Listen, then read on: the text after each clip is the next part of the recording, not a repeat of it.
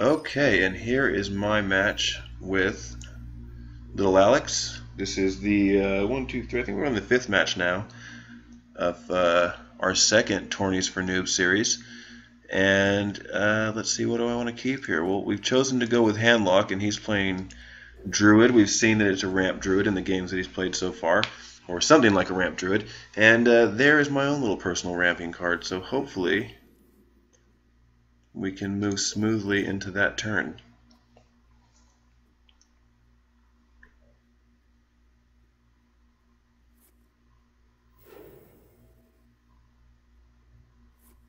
And there we see the coin Wild Growth.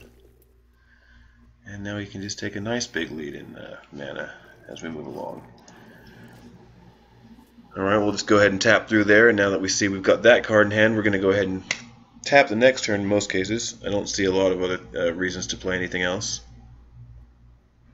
I don't see a lot of things the Druid's going to bring out here on turn 3 either. We have seen him go Wild Growth, Wild Growth. I don't know if he's got those in his hand right now, but if he does, he's going to be pretty far ahead of me, at least mana-wise.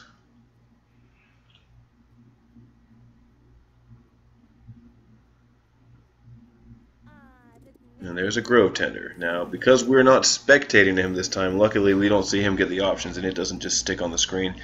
Okay, we're going to go ahead and tap here. And that'll be it. So I think we know what's happening next turn. And I don't think he has a lot of great answers for it, so that's fine. Well, there's part of an answer. But that's okay. I mean, this just needs to happen. If we tap, that leaves us with 1, 2, 3, 4, 5, 6, 7, 8, 9. So yeah, we can tap and then play the Giant and get maximum mana efficiency there. If you just play the Giant, then you don't get to tap. Yeah, so this is the whole point of Handlock, is you want, like I said before, you want to make sure you've got as many cards in your hand as possible and as many options as possible without actually overdrawing on a particular turn.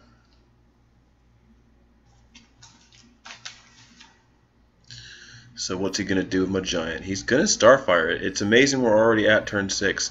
He has to, wow, I thought he was going to use the Tiger, but it looks like he may have another option here. Could Innervate out a Wrath. Nope, okay, cool. So he misplayed. And that's fine. But that is fantastic for me, because now I get to play the Emperor and get huge value. 1, 2, 3, 4, 5, 6. I think that's the whole hand. That's 9 cards. So yeah. And that should just about swing the game at this point, considering that the board is clear and I haven't got that kitty to worry about. Just gonna silence it. Okay, but that's no big deal right now. It just really depends on if he brings another target out. No targets, so that means we are dropping Mr. Swagneros himself on the next turn. I'm going to go ahead and clear this off so that I'm sure it's going to hit face. And sorry, Alex, I know this is going to be a little demoralizing, but there you go. Bam. Swag Daddy Ragnaros.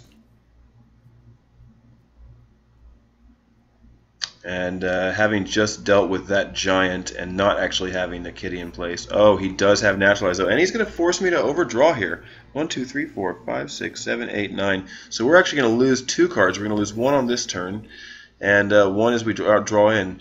Oh, we're lucky that's not another Naturalize. But really, I mean, losing to Sludge Belcher isn't terrible because we have, you know, so many other options in our deck, and obviously now he's starting to run out of cards. So not horrible, and that Molten Giant, he could have been useful. I'm not going to lie. But the game carries on, and we're going to go ahead and do it like this. We're going to play both of these and taunt them up, because a swipe's only going to clear 1 creature. And considering that he's running low on what looks like options in his hand, I don't mind throwing out a few things like this and using my taunt on smaller things just to keep the board in my favor, which means I'm going to be able to develop mine a little more aggressively over the next couple turns, hopefully.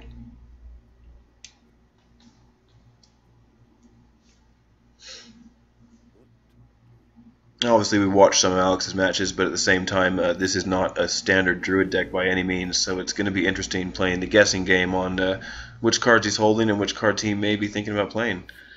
There's the swipe. Okay. It still doesn't let him get through my other taunt even with his hero power unless he's actually got a claw in his hand. And no, so I don't think I would have attacked there if I was him. I think perhaps maybe because he's got another swipe that he went ahead and did that, but we're going to tap here. That's that card. 1, 2, 3, 4, 5, 6, 7, 8, 9. I mean, we could ruin his swipe here. I think we're going to do that. I know there's going to be Ironbark defenders to deal with, but at this point, I think we just want to keep pushing, and we will find answers for those as and when we need them. But I think we can expect the Earthen Ring Farseer to get swiped here. I don't think he's going to go hero power into the other taunt again, though. I think he's just losing too much health at this point. And he plays, see, and there's what happens when you have to play Druid of the Fang without a beast. I hoped that he wasn't going to play Druid of the Claw as well here. That would be crappy. Okay, no, but he is going to taunt it up pretty big. He's now 4-8 with taunt. Do not hit me. Good boy. Okay, let's see. Now I got to just do 8 damage. That's 5, and that's 8. No, wait, where is it? That's 8. And I don't want to play this yet in case we do see an Ironbark sooner rather than later. I want to keep that as an option. So we'll pop that up there, and we can play this, and we can still afford to tap. And I almost want to get it down so that I can play a Molten Giant, just to get this kind of over with.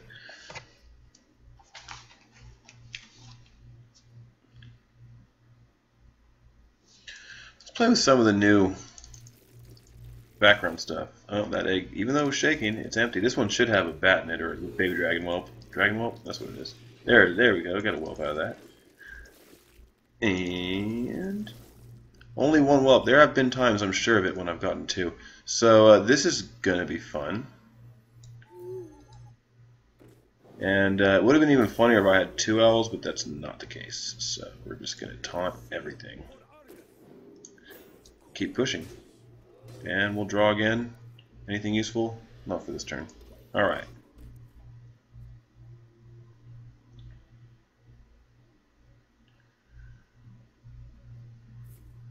And that's a Starfire. It's still not going to clear it though. That extra 1 health is really helps. And does he have... No, he doesn't have enough mana to swipe unless he has Innervate Swipe. No, but he's going to taunt this back up again. And I can't imagine him. Yeah, he's not going to kill the 5-1 because it's not in danger of attacking him. So, but that is going to be in danger of attacking him. And you know what? Let's just go for the win right here.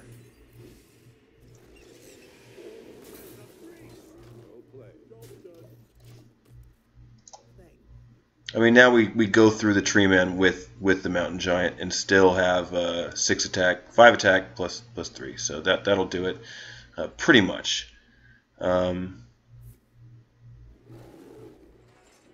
It could be a little tricky here, though. We do know that he runs Healing Touch, and that 1 armor just put him slightly out of lethal range. But no Tree Man, so that will just about do it. Yep, and that's it. Unless he plays Healing Touch right here.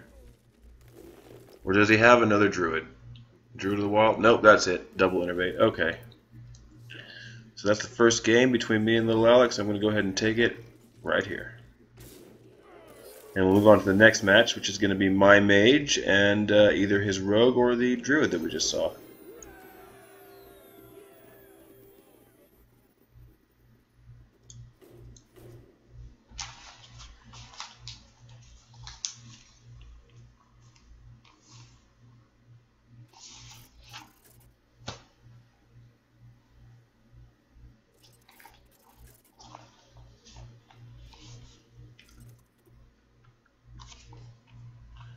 Let's just see and make sure that our boys are being good and doing their battle. Yep, they are fighting.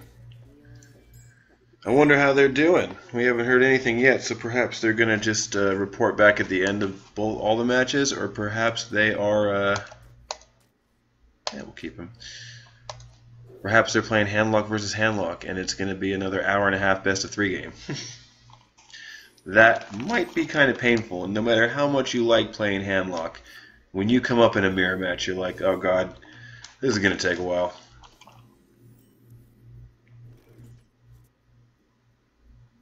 Wow. We're going to go ahead and hold off on coining anything out right now, because my hand has got so much early game potency that I think I want to be able to use this coin in a much more aggressive way. But we'll start a little Kobold Geomancer.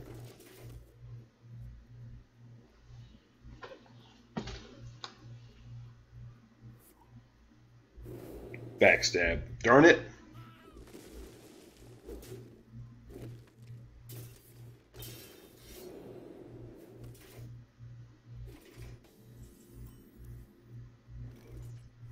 Okay, and now we can... Well, he hasn't played Deadly Poison, and to be honest, I don't think we've seen Deadly Poison, so we're going to go ahead and get one of our Flame Wakers out and see if he manages to survive this turn. Although it is possible that Alex could combo into Eviscerate of some sort and get rid of him. So we're going to find out pretty soon, though, I would imagine. He normally doesn't take a huge amount of time in between turns, which I appreciate. I tend to be a fast player. And, well, he's bypassing the Flame Waker there. He's going to make knives. I think that might be his whole turn. It is, and now the pain is about to start, because we're going to freeze him up. And we're going to do 6 extra damage from the Flame Wakers and get the hit in from the Flame Waker as well. Look at this, just bam. On turn 4, we just did 13 damage with a Frostbolt, basically. 2 Flame Wakers and a Frostbolt. And that's why these guys are so crazy OP. And if you have a deck that is absolutely Flame Waker centric, i.e. like some of the tempo mages that run to get a lot of spare parts, well, yeah, your deck should be fairly solid and be able to play on its own. But if you don't draw into your Flame Wakers until late game or until essentially it's kind of all over, they tend to be a little more useless. So the idea in the Flame Waker game is that you get them out as early as possible for as much value as possible as soon as possible. So that's why I kind of didn't coin one out, because I wanted to play one, see if it lived, and the next turn you get to play one and coin and Frostbolt, and that just causes so much mayhem. You know, even if you had a board full of creatures, like we would have done what, 8 random damage with the Flame Wakers, and that's like casting Avenging Wrath. You know, we played a coin and a Frostbolt. So we're gonna freeze him up again, and that will do. If I draw Fireball, it's basically over. In fact, it is over.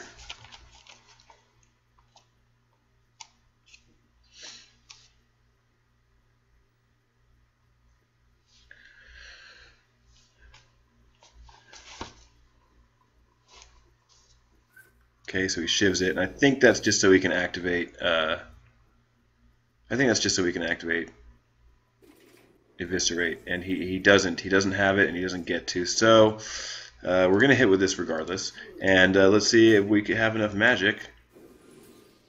That does 2, and that'll do it. We drew into the winner. So good game.